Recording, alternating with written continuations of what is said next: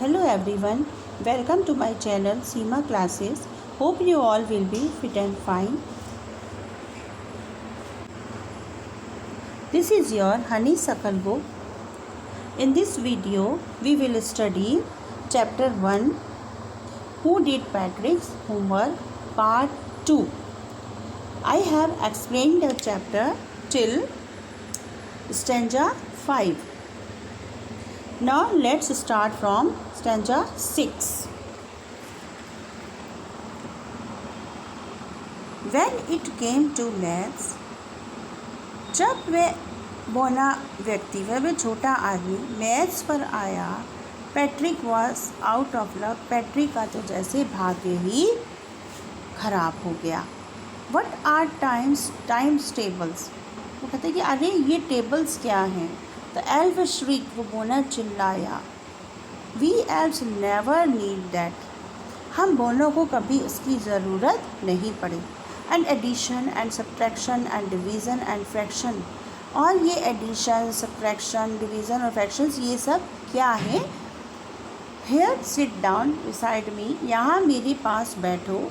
You simply must guide me. तुम्हें मुझे guide करना होगा, मुझे समझाना होगा. Elves know nothing of human history. बोनों को मानव इतिहास के बारे में कुछ नहीं पता होता. To them it's a mystery. उनके लिए यह एक रहस्य होता है. So the little elf already is shouter. इसलिए वो छोटा बोना जो था पहले से ही वो खूब चिल्लाता था. Just got louder. वह और तेज चिल्लाने लगता.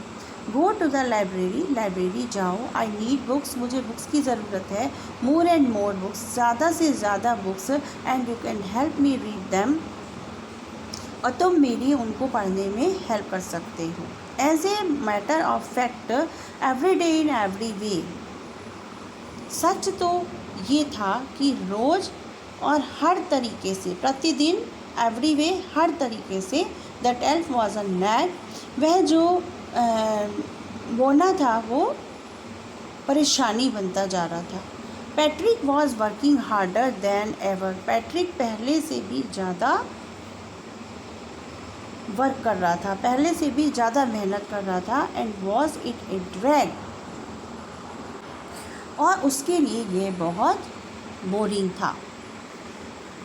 ही वॉज स्टेइंग अप नाइट्स. वे सारी रात जागता. Had never felt so weary.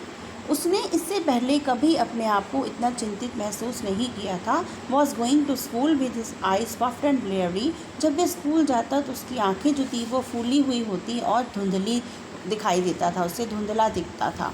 Finally the last day of school arrived.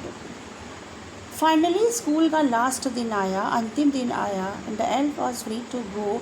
अब वह बोना जाने के लिए स्वतंत्र था. As for homework there was no more. जैसे कि और होमवर्क जो था उसके पास करने के लिए नहीं था. So he quietly and slyly slipped out the back door. इसलिए वह पीछे के दरवाजे से चुपचाप धीरे से निकल गया. Patrick got his age. Patrick को ए ग्रेड मिला. हिज क्लासमेट्स वर अमेज्ड. उसके साथ जो पढ़ने वाले बच्चे थे, उसकी क्लास में जो पढ़ते थे, उन्हें बहुत आश्चर्य हुआ.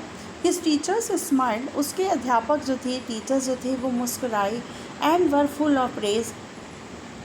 और उसकी बहुत प्रशंसा की. क्योंकि आप लोग भी जब अच्छे मार्क्स लेकर आते हैं, अच्छी बहुत मेहनत करते हैं, तो आपके टीचर हमेशा खुश होते हैं और वो आपकी प्रशंसा करते हैं.